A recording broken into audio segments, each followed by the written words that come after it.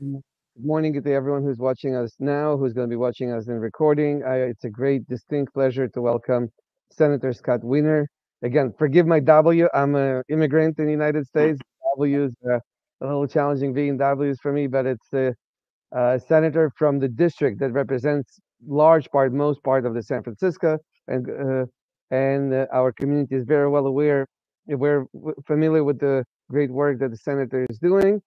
Senator, welcome. Good morning. Thank you so much for taking your time out of your busy schedule to be with us because there's the issues that we want to discuss are of great importance for I our specific community and I believe for the entire Jewish community in California and for all the people of goodwill because the issues are, not only particular to our specific community. But if you allow me a few words for those who don't know you, who don't know your biography, you're again well known in San Francisco. Uh, I know if you can give us a few words about your life, where you started. I understand you were not born in Northern California. You were transplanted here. So if a little bit of a background, if we can ask you.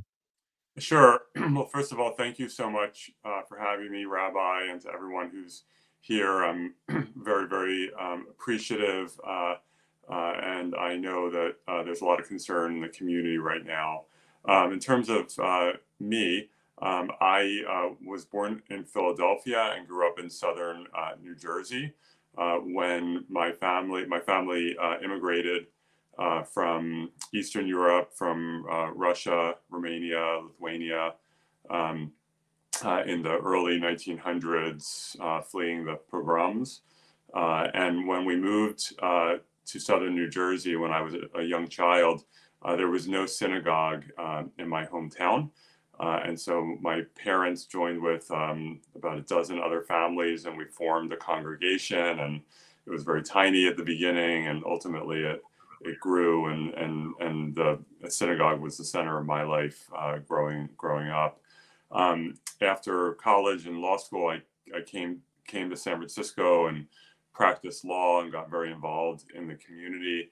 And after 15 years of practicing law, I ran for office and was elected to the San Francisco Board of Supervisors in 2010. And then in 2016, I was elected to the state Senate representing all of San Francisco and part of northern San Mateo County. I am the co-chair of our legislative Jewish caucus. We have 13 Jewish members of the legislature, and then half a dozen Jewish adjacent members.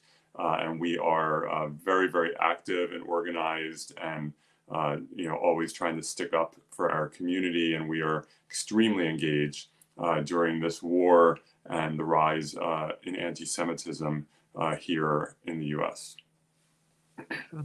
This is exactly. I mean, your work at the Jewish Legislative Caucus is exactly the reason that I asked you to join us today because what's on everyone's mind is looking at the tremendous surge of anti-Semitism, and we're not only talking about campus. Campus has always been a problem. We knew that, and everyone respects the educational and academic freedom, but there is a border, there is a line that should not be crossed. But we see now with this war going on in the Middle East how it's spilling out into the streets. We have there's a lot of the reports of violent activities are reported every day. I know that from the state budget and legislative caucus had a lot to do with it. There was additional budget was allocated for securing the institutions, the publics of worship, not only the Jewish ones, but everyone in mosque, everyone who feels under attack. But if you allow me, for those who are novices, into California politics and how legislative process works. So, is there um, are there tools available? What are the citizens and legislators could do to increase to combat anti-Semitism? And maybe we could take it step by step. Maybe we'll start with the security first. On safety, so to speak, on the street, being safe during the rallies, pro-Israel rallies, and then we'll go. I would like, and then we'll go maybe to colleges and high schools because that's unfortunately has opened up another front line, so to speak, and another frontier of a very tremendous tension. So if we can start with the what safety on the streets, if Yeah. that. No, and by the way, thank you for mentioning the nonprofit security grant program, which is the top priority for our Jewish caucus every year in the budget. And Governor Newsom has been very supportive, and so we've worked together to significantly expand that fund so that community institutions can apply for funding to help make themselves safer. In terms of safety on the streets, we all we know that hate crimes, anti-Semitic hate crimes, are not new. They were with us and were growing before the Hamas pogrom and attack in Israel and before this war. And it has just grown even more now. And we as a community have to absolutely stick together and watch out for each other. And particularly for people who where it's very obvious that a person is Jewish for whatever reason, whether it's how people dress or how they wear their hair or how they're speaking. We have to be extra vigilant, but really for all of us. And when we are at a rally, obviously we're very identifiable. So we have to be conscious of our surroundings. It's good to be with groups of people and watch out for each other. But it's also important for everyone to work with their local police department, to ask for meetings with your local police captain or police chief, to make sure that they are aware of the concern in the community and that they know, and that there can be that collaboration between the community and the police. In terms of college campuses, we know that at UC and CSU and other colleges, anti-Jewish hostility absolutely existed before October 7th.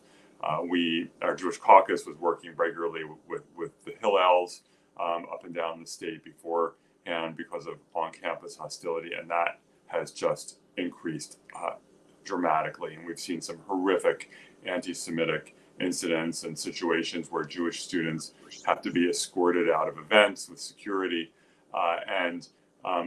Our Jewish caucus, all of our members individually, we all signed a letter to the leadership of UC and CSU demanding that they do more to protect the safety of Jewish students on campus. And they are starting to take action. And so we have put a lot of political pressure on UC and CSU not to just take a hands-off approach when there is anti-Semitic and anti-Jewish hostility happening on the campuses.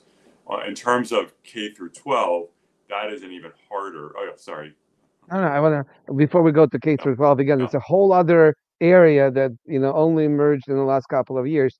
But for example, the national news that there are hearings in Congress where deans and provosts and counselors of certain colleges, universities have been called to testify in Congress. Are there similar? We just don't know how the legislative process works in California state and assembly. Are there similar hearings that could be held? Is it even procedurally possible in California? Well, we're not in session now. We don't go back till January. I don't know if there will be hearings. There could be, but right now we're focused on public advocacy and then having a lot of conversations with folks at CSU and UC about the critical importance to make campuses safe. So I don't know if we would have hearings. Right. No, I'm saying, but in general, this is possible. This is a possibility. This is allowed by. Yeah. Yes. Army? Yes, we have oversight hearings in the legislature. Yes. So right. So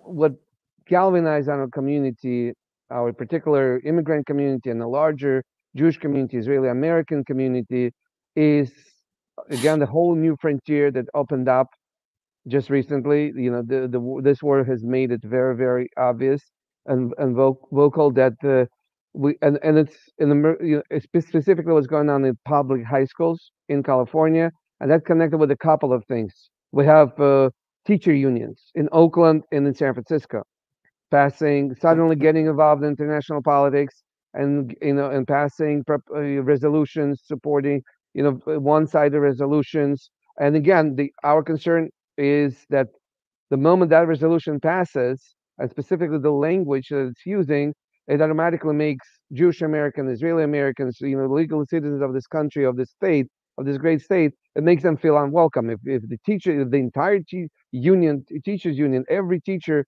in the district, we talk about 50,000 students in San Francisco Unified School District, and if they proclaim, or pick a certain side, and it's a very complex, tremendously complex issue that that's spanning many decades. But the immediate reaction is like, well, we don't feel welcome. How is my child or my teenager going to school and know that there's going to be a teacher who has taken side without studying this issue, and afraid that the teacher propagates a certain ideas, and we knew there were statements, that Israel is an aggressor, that it's a colonial state, that's an occupier, repeating a lot of those uh, untrue facts about what's happening there. So and people are very concerned. We have anti-Semitic teachers who were put on leave. They were investigated by California Department of State, put on leave instead of being fired, and it's a paid leave. So and obviously, so we'll start with that, and then also there's an ethnic curriculum, a very very important issue that also needs to be addressed. So my question is, again, I understand the California Department of Education. There is a process to investigate to investigate all of those instances that I've mentioned. Are there any other tools that exist that the parents could exercise, and specifically on the state level, of uh, of bringing this major issue to the attention of the superintendent of education? Because again, this is something that didn't exist before, and we feel that it needs to be addressed in a Yeah. serious. So even well before October 7th, our Jewish Caucus was working with Jewish community organizations, JPAC, the Jewish Public Affairs Committee, the Jewish Community Relations Council, and other organizations on our concerns about how ethnic studies was being implemented in our public schools. Every Jewish member of the legislature voted in favor of having ethnic studies because all communities should be able to learn about their history. But unfortunately, there are folks in the ethnic studies world who want to teach anti-Semitism, and they want to teach hostility to Israel. And so we have problems in some school districts where they're adopting these curricula that are extremely anti-Israel, and at times to the point of being anti-Semitic.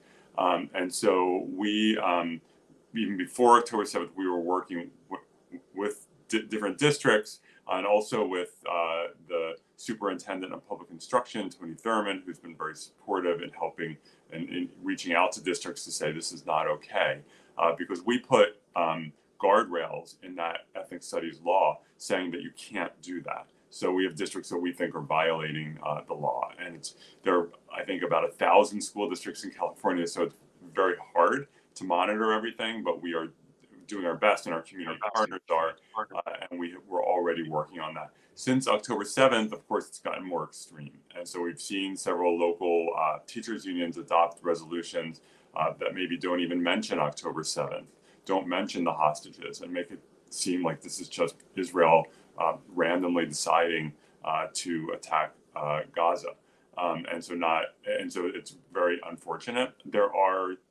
Not all teachers agree with those resolutions, and there are diverse viewpoints within the unions. Yesterday, we learned that there are not the union in Oakland, but teachers within the union that put together a horrific, horrible curriculum for Israel-Palestine. It's just terrible, and so that's being dealt with and discussed now. So even if you don't have an issue with teachers union, you could have individual teachers who are promoting extreme, inaccurate narratives about Israel and about Jews, and so we need to monitor that as well. And I'm a product of public schools for I think now 4 generations. Or 5 generations. All public schools from my grandparents, my parents, myself, my nephews, everyone in public schools.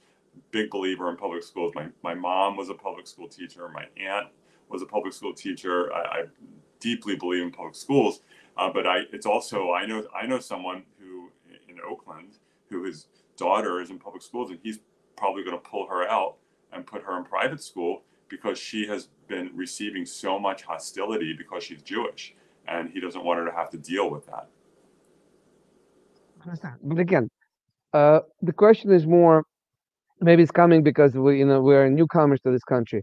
Are there protections? Are there legal protections? Are there legal measures that can be taken? Look, taking your daughter out of public school in California or anywhere else in any state in this country, it sounds to us like we are from the former Soviet Union. Okay, this is the immigrant of the former Soviet Union. We've been granted the refugee status here in this country because you did not have any remedies against the actions of the state, of the state school system or state university system. You were absolutely powerless. And we came to this country, we granted refugee and asylum status because we're seeking that structure of the government where the government actually protecting the rights of individuals and of people. So yes, it's a solution to take your child or teen out of the public school. But the question is more: is there anything exists that not Yeah. to go that route? So that's Yeah. The answer is yes, and there are a few things that could happen. You can file a complaint with the California Department of Education because these things are violations of the law. You can there are lawsuits that are being filed, and it can ultimately result in a lawsuit. You can also, you can go to your local school board and organize parents to come to the local school board, which is also happening, and say this is unacceptable. So there's a political response and there's also a legal response. But the California Department of Education that's where you would send a complaint. And we are interested, our Jewish caucus, and we have staff, our Jewish caucus, and also JPAC and JCRC would be interested.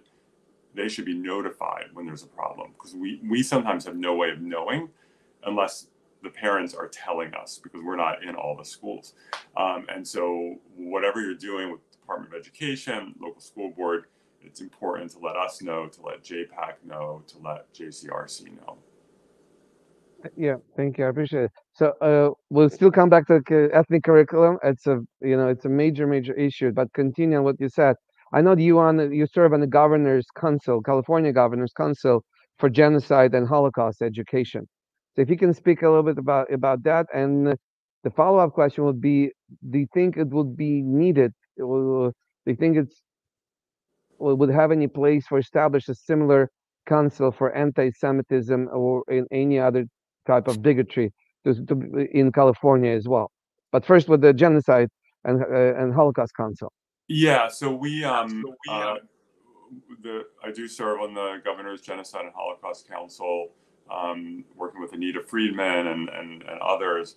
And it is required to teach about the Holocaust in California schools. We're actually currently looking at making sure that is actually being fully implemented. And in terms of anti-Semitism, our Jewish caucus and community leaders, we met with the governor several weeks ago about the rise in anti-Semitism, and I think the governor is going to be taking a few executive actions. So the governor has been a real ally on this, and so I do think we will see an even greater focus on anti-Semitism in California coming out of the legislature and coming from the governor. So just to reiterate, it will become at some point required to teach about Holocaust, or is it already required in California to teach about Holocaust? It's already required. So there's a way to ensure, again, through the Department of Education, so just what's left is to ensure that that's actually happening in every school, in every district. And we're trying to figure that out now, actually. Okay. From what time has it been required? When was the requirement put in place? If Actually, you know. I don't remember, or I don't know. Okay. Well, it's a great development. I think it's a definitely step in the right direction because I believe that I'm not sure if those figures exist for California, but nationally they say there's close to 40% of students, school students in this country, not really aware of what happened during the Holocaust, um, and unfortunately, this is what contributes to what's happening right now. So I need to explain to some of our viewers who don't know what ethnic studies curriculum is. Please correct me if I'm wrong. Everyone who is active in the Jewish community has been very, very involved in this issue. I believe in 2024, or 2020 school year, it will be mandatory. Or if it hasn't already, it will be mandatory in high school to take a course, what's called the ethnic study course, where students introduced to various ethnic and religious, I imagine, communities, study their history, and so on. So there was an attempt by various groups to use that curriculum as a way to insert a lot of anti-Israel and even anti-Semitic teachings into the high schools. There's been a great debate for many years, and I know that the law has passed. And again, the Jewish Caucus has put some guardrails to make sure that the anti-Semitism will not seep through the whole ethnic studies that way. But nevertheless, we see school districts in the Bay Area, not San Francisco yet, who still, I imagine there's two choices of curriculums that people could take, and the Jewish community is quite happy with one of those versions and very unhappy with the other version that doesn't mention Israel, Jerusalem, doesn't mention the historic presence of Jews in the land of Israel, and so on and so on. So Right. you can speak to that. Yeah. So ethnic studies is about communities learning about their own history, which is a good idea. And the model, when the Department of Education put out a model curriculum that schools can just use, and it's a model curriculum that the Jewish community had input on, and that we think is a really solid, good curriculum. So school districts can just simply take that model curriculum that a lot of work went into and use it, but they don't have to. They can create their own curricula. So some, like San Francisco, has had a long-standing ethnic studies curriculum. I've not heard any complaints about it. I think it's pretty solid. But the activists who wanted extreme anti-Israel stuff in the model curriculum, and they did not get their way, they are now going around school district by school district, and asking to become the consultants to the school district to help them come up with their curriculum, and then putting all of this anti-Israel and at times anti-Semitic stuff in. And so we are monitoring that. They're not allowed to do that, but a lot of times school boards and superintendents they don't know the history, right? So they just have people who seem smart who are coming to them saying, hey, hire us, we'll help do your curriculum for you. And they don't realize it. Sometimes they do realize what's going on, but sometimes they don't. And so when we find out about it, you know, there's a lot of outreach to them, and the Department of Education will at times reach out to say, you can't do that. This is potential violation of the law. Anyway, that's what's going on. That was happening before October 7th, and now it takes on even more significance. And so to summarize, it sounds very comforting. So there is a mechanism, for example, the parent observes the certain teaching takes place during the ethnic studies lesson, and they could go to the local Jewish community, to the local Jewish agency that is involved, reach out to the local synagogue that can start there. The rabbi would know where to take it next. But there's also a way to communicate to, not to you personally, not to your office. We don't want to overwhelm, but I hope that there is someone within the legislative caucus, the one email address at least, where that information could be sent, and there will be an additional supervised, oversight and additional connection to the California Yeah. Department of Education. So my staff, Rabbi, will send you like the contact info on where people can send this information when they become aware that something inappropriate is happening. We'll send that to you.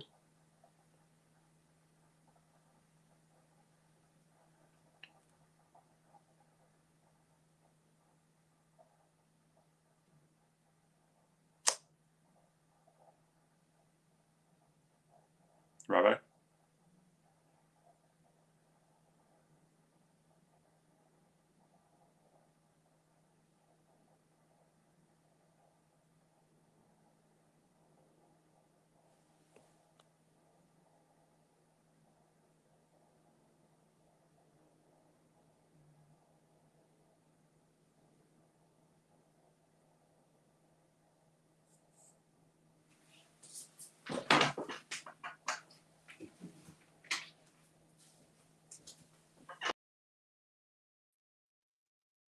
Thank you, everyone, for watching. We'll stay in tune with us for more.